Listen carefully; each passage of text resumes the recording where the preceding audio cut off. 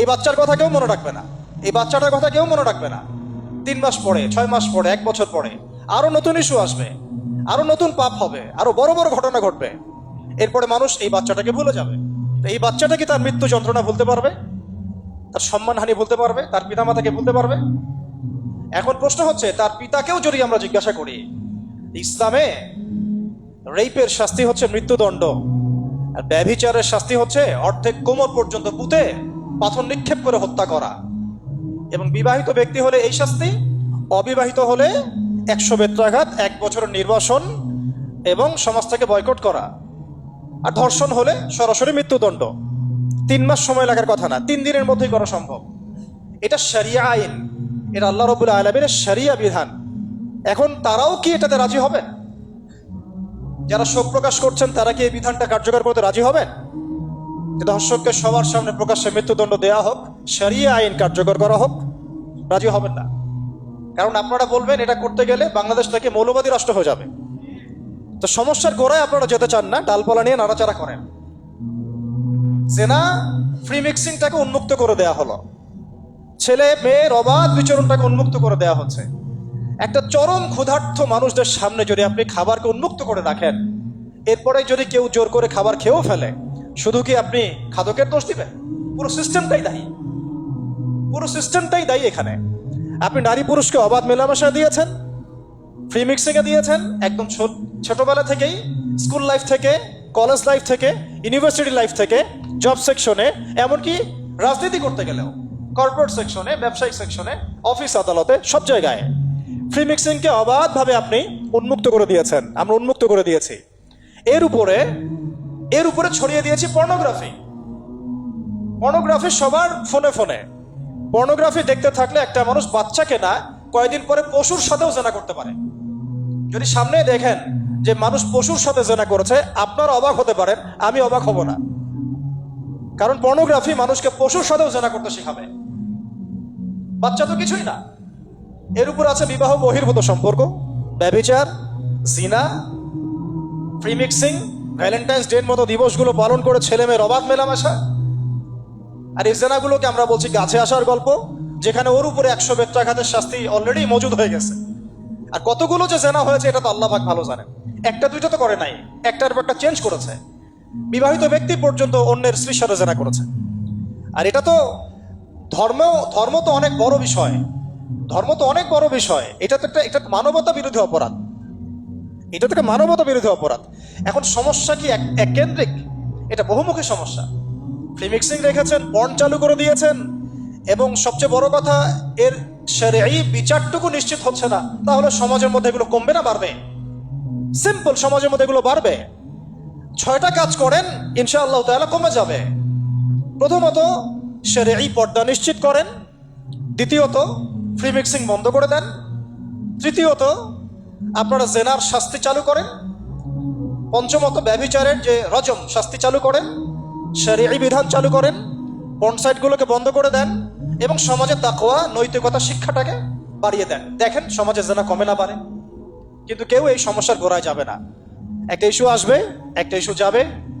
আজকে আপনার বোন তো কালকে আমার বোন, কালকে অমুকের বোন, কালকে তার মেয়ে, নিজের ঘর পর্যন্ত চলে আসছে। আর কয়টা রিপোর্টই বা আমাদের সমাজের সামনে আসে? যে কয়েকটা রিপোর্ট সামনে এসেছে এগুলো 50%ও না। বহু মেয়ে এগুলো বলতেও পারেন লজ্জায়। আর আমি তো ওইসব মেয়েদের ব্যাপারে কথা বলা ছেড়ে দিয়েছি, যারা স্বেচ্ছায় নিজের ইজ্জতকে বিলি দেয়। তাদেরকে আমি আমার বোন পরিচয় দিতে লজ্জাবোধ করি। সমাজ থেকে গায়রত, ব্যক্তিত্ব, পর্দা, শালীনতা, হিজাব এগুলো উঠিয়ে দেওয়া হয়েছে। আপনারা কি দ্বীনি অঙ্গনের তসলিমা নাসরিন হতে চান নাকি? তারা কি দ্বীনি অঙ্গনের তসলিমা নাসরিন হতে চান? কেন আপনি একটা ছেলের সাথে হারাম সম্পর্কে জড়াবেন? কেন প্রেম করতে যাবেন? কেন আপনি তার সাথে বাইকে করে ঘুরতে যাবেন? কেন আপনি আপনার বন্ধুদের সাথে ফ্রি মিক্সিংয়ে ঘুরতে চলে গেলেন? 3 দিনের রাস্তা, 7 দিনের রাস্তা, 10 দিনের রাস্তা, অথচ আপনার উপর হজও ফরজ না মাহারাম ছাড়া। না আপনি পর্দা মানছেন, না মাহারাম মানছেন। আর সমাজে না আছে ইসলামী শরিয়া আইন অনুযায়ী বিচার, আর না আছে পর্ন বন্ধের উদ্যোগ, আর না আছে ফ্রি মিক্সিং বন্ধের উদ্যোগ। তো আপনার ইজ্জত চলে গেলে কে ফিরাই দেবে আপনাকে? আমি তো আপনার ভালোর জন্যই কথা বলছি। সমস্যা হচ্ছে আমরা সমস্যার গোড়ায় যেতে চাচ্ছি না।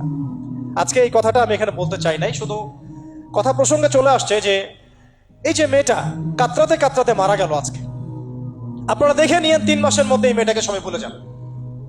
সমস্যার গোড়ায় আসেন। সমস্যার গোড়া হচ্ছে আল্লাহর জমিনে আল্লাহর দ্বীন ইসলাম বাস্তবায়ন না হওয়া পর্যন্ত এই মানবতার মুক্তির কোনো রাস্তা নাই। আল্লাহর কসম করে বলতেছি, আল্লাহর জমিনে ইসলাম, কোরআন, সুন্নাহ, রাসূলের আদর্শ বাস্তবায়ন হওয়ার আগ পর্যন্ত এই জাতির স্বাধীনতা বলে কোনো শব্দ নাই। এই মানবতার মুক্তির কোনো পথ নাই। কেউ আমরা স্বাধীন না, কেউ আমরা আমাদের ইনসাফ ন্যায্য অধিকারটুকু পাবো না।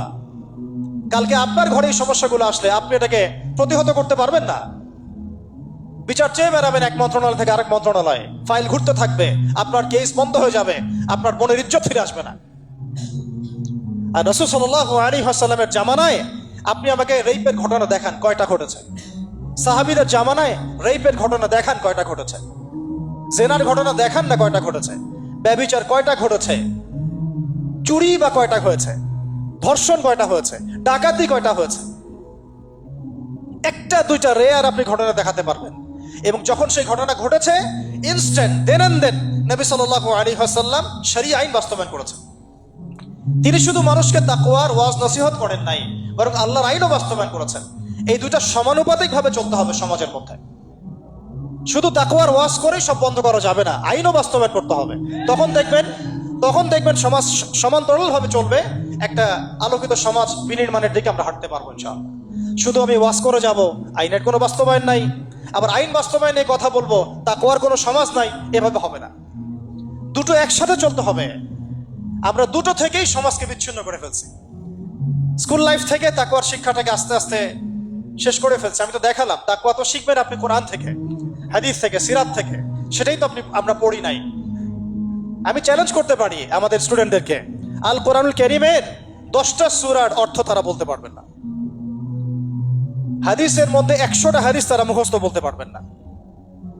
রাসূল সাল্লাল্লাহু আলাইহি ওয়াসাল্লাম পবিত্র জীবনী তারা 20 বছরে একটা কিতাবও একাডেমিক্যালি পড়েন নাই। ইসলামের ইতিহাসের একটা কিতাব একাডেমিক্যালি পড়ানো হয় নাই। তাজকিয়া সংক্রান্ত একটা কিতাব পড়ানো হয় নাই। ফিকহের উসুলে ফিকহ ছাড়া আপনি কিভাবে চলবেন? ফিকহের একটা কিতাব পড়ানো হয় নাই। তাহলে এই জাতিটাকে আপনি কিভাবে ইসলামের দিকে নিয়ে আসবেন? শিক্ষা ছাড়া। শিক্ষা না থাকলে, ইলম না থাকলে আমল কিভাবে আসবে? আমল না থাকলে তাজকিয়া কিভাবে আসবে? তাজকিয়া না থাকলে আত্মশুদ্ধি কেমনে আসবে? আর কিভাবে আমরা সৎ পথে থাকবো, অসৎ পথ থেকে দূরে থাকবো? কিভাবে আমাদের মধ্যে আল্লাহ ভীতি জাগ্রত হবে? আর আল্লাহ ভীতি যদি জাগ্রত না হয়, আমি গুনাহ থেকে কেন দূরে থাকবো? যার মধ্যে আল্লাহর ভয় নাই সে গুনাহ থেকে কেন দূরে থাকবে? তার মধ্যে তো আল্লাহর ভয় নাই। তা আমরা তাকওয়া বিবর্জিত সমাজ প্রতিষ্ঠার দিকে এত মেহনত করেছে বিগত প্রায় 50, 60, 70 বছর থেকে। কিন্তু আগামীর বাংলাদেশে আমরা এটা আর দেখতে চাই না। আমরা আগামীর বাংলাদেশে দেখতে চাই প্রত্যেকটা সেক্টরে যেন তাকওয়া নিশ্চিত হয় এমন ব্যবস্থা গ্রহণ করতে হবে, এবং একই সাথে আল্লাহ রাব্বুল আলামিনের জমিনে আল্লাহর বিধানগুলোও বাস্তবায়ন করতে হবে। শুধু তাত্ত্বিক কথাবার্তা বলে, দুঃখ প্রকাশ করে, শোক প্রকাশ করে কোনো লাভ হবে না, যতক্ষণ পর্যন্ত না আমরা আল্লাহ পাকের জমিনে তার আইন এবং বিচারগুলোকে বাস্তবায়ন করতে পারবো। আর আল্লাহর কসম করে বলছি, আল্লাহর জমিনে আল্লাহর বিধান বাস্তবায়ন হলে সমাজে পাপের হার তো কমে আসবেই। সমাজে পাপের হার তো কমে আসবে। কোনো কাফের, মুশরিক, মুরতাদ জনগোষ্ঠী আমাদের দিকে চোখ তুলে তাকাতে পারবে না ইনশাআল্লাহ। আমাদেরকে দাসত্ব শৃঙ্খলে আবদ্ধ করতে পারবে না ইনশাআল্লাহ।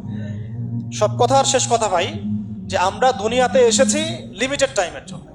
এই সময়টুকুতে যদি আমরা হেলায় ফেলায় দুনিয়ার জীবনটাকে নষ্ট করি, আমাদের দিনটাকে ঠাট্টা ছলে গ্রহণ করি, কোরআনকে মূল্যায়ন না করি, হাদিসকে মূল্যায়ন না করি, আল্লাহর এই সুযোগগুলো, রমাদান, এই কোরআন, এই তারাবি, এই তাহাজ্জুদ, এই সাদাকা, এই তাকওয়া, এগুলোকে মূল্যায়ন না করি, তাহলে ক্ষতিগ্রস্ত আমরা হব, আর কেউ হবে না। ক্ষতিগ্রস্ত এই পৃথিবীতে অন্য কেউ হবে না, বরং আমরাই হব।